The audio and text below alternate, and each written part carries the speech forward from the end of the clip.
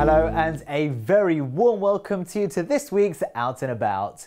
Now, with the general elections being just a few days away now, and with it being one of the most popular elections we've seen for years, we were lucky enough to attend some political themed events, the first of which titled Hustings in the City, which was hosted by the City Sikhs and City Hindus networks. Ladies and gentlemen, I'm Benali Hamdache and I'm your host for this evening.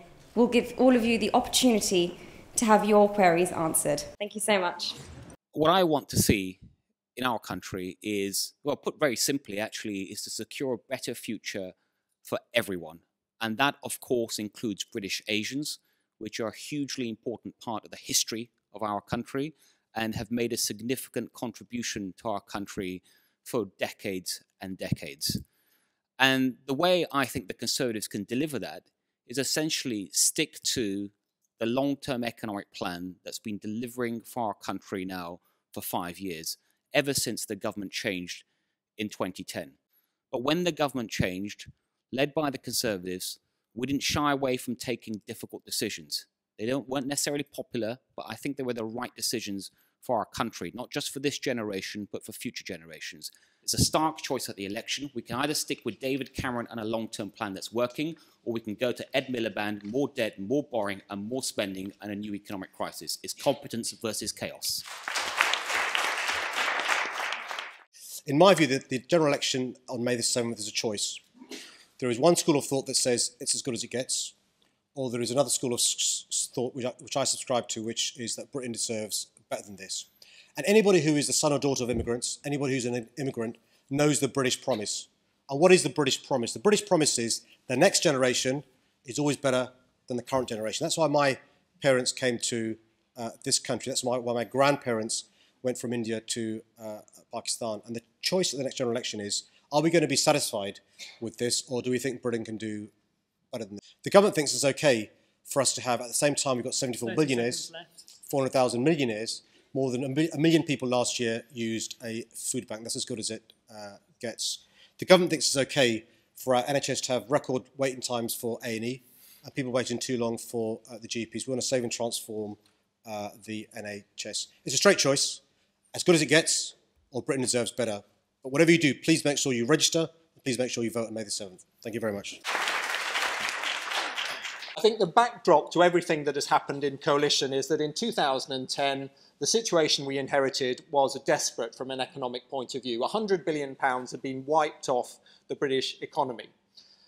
1 in 4 pounds that was being spent was money that was borrowed. So that is what we have had to address in coalition. We've managed to start turning the economy round. The private sector has created 2 million jobs. We've had 2 million apprenticeships created, giving young people here the skills that they need to take the jobs that are available. Now, where do we, the Liberal Democrats, want to go from here?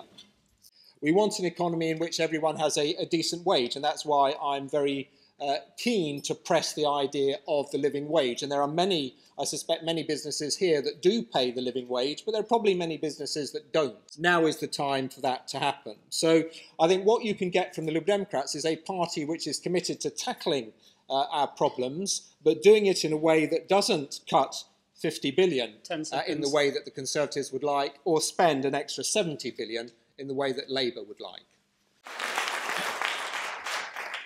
Compared to the situation in 2010, we're dealing with one of the most volatile elections that we've ever looked forward to.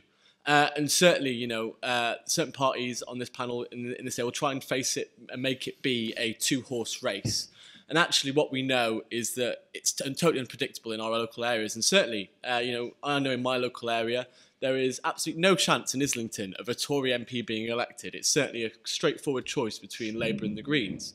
And actually, you know, what we're facing is 650 races, individual races to elect an MP with local factors, local issues. So really what the best thing to be doing is to vote for what you believe in. And so I really want you to look out and go and look at the party's manifestos. And I do think the Greens are offering that fresh alternative. So thank you very much.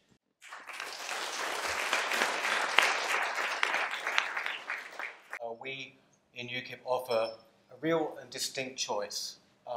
One thing you must have gathered about us is that we prefer Britain to be outside the EU. Also, we want a controlled immigration policy. This is a huge concern to everybody in the country. from all different ethnicities. And the fact of the matter is, at the moment, we can't have a fair and ethical system whilst we are in the EU. It's actually quite a discriminatory system. Other policy areas that I'm going to talk about include, for example, our belief in the NHS. We want to put 3 billion more into the NHS, and it should be free at the point of use. But I would overridingly say to you that what we want in UKIP is a harmonious multi-ethnic society, and we want it united under a proud and sovereign nation, Britain. Thank you very much. Thank you.